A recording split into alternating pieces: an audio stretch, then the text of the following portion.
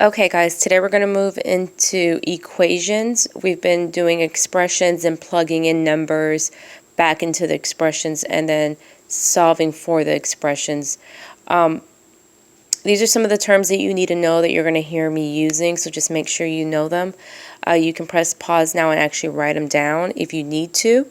The first term is variable. With the variable, that's just actually the letter. So make sure you remember that the letter behind the number is your actual variable. So your variable in 3a is actually a. Your variable in 7b is b. And then if you have just a letter by itself, your variable is z. Coefficient, that's actually the number in front of the variable. So in this case, if you have 4z, your coefficient is 4, and then your variable is z. If you have just a letter, remember if you have just a letter, there's always a given 1. So they ask you, what is your coefficient to be? You would say 1, and then your variable is b. You also need to know what inverse operation is. For addition, inverse operation is subtraction. Inverse operation means the opposite operation. So for multiplication, the inverse operation is division. We're going to be using the word like terms. When it comes to like terms, they're referring to terms that are in the same groups. So 7z and 9z are like terms, which means that you can add them. If they ever say combine like terms, I'm referring to adding like terms. Alright, 2 and 2b are not like terms because even though they have the same coefficient, they do not end with the same variable. Like 7z and 9z, they end with the same variable, so meaning you can combine them. As long as they have the same variable at the end, you can combine them. Once again, that combining them means adding them. Not multiplying them, not dividing them. Just make sure that you're adding them. Just make sure that they have the same variable at the end, meaning they're in the same groups. Okay. Once again, pause this if you need to write it down. Make sure you have it because this is the last time I'm going to review it. Alright, we're going to go into some practice problems. We've reviewed these before. This was the last thing we reviewed before I left, but I believe some of you guys were having some difficulty with it. So we're going to just review it one more time and then we're going to move on to inequalities.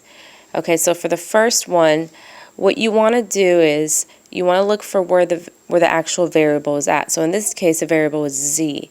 So I will always go ahead and circle the variable so I know what I'm working with. The whole point of equations is you're solving for that variable.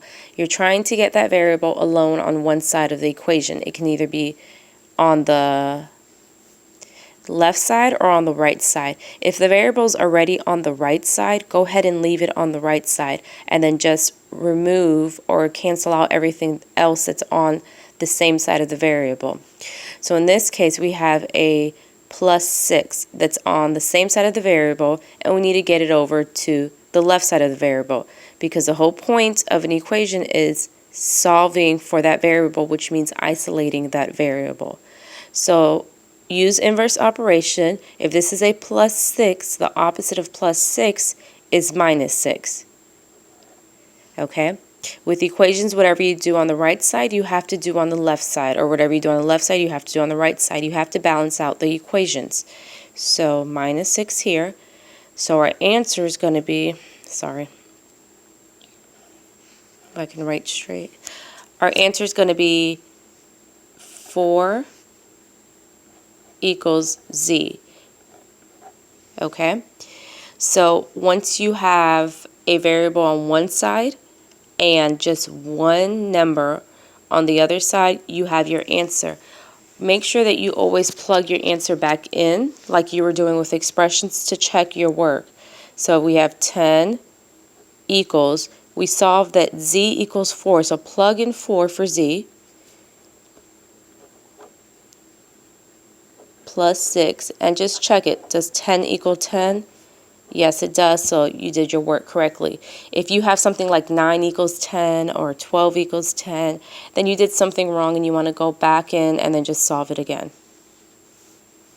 Okay, next one. We have 8y equals 48. Okay, so in this case, our variable is attached to an 8 by multiplication, because remember, if you were to expand this out, this truly stands for 8 times y. Okay? The inverse operation of multiplication is division. So to detach this 8 from this y, we're going to have to divide. Remember, you're going to divide by the same coefficient that you see. So if 8 is our coefficient, that is what we're going to divide by. If the coefficient was 10, you're going to divide by 10. If it was 11, divide by 11. In this case, it is 8, so go ahead and divide by 8. Whatever you do to the left side, you need to do it to the right side. Okay? So 8 divided by 8 goes, you can go ahead and cancel that out. And then you have y equals 48 over 8, which you need to simplify, and you will get y equals 6. Always work this out, okay? I'm sorry, always go back and check it. So let's go ahead and plug in this y equals 6 back into the equation and see if that's the correct answer. So we're going to have 8 times 6 over 8 equals 48.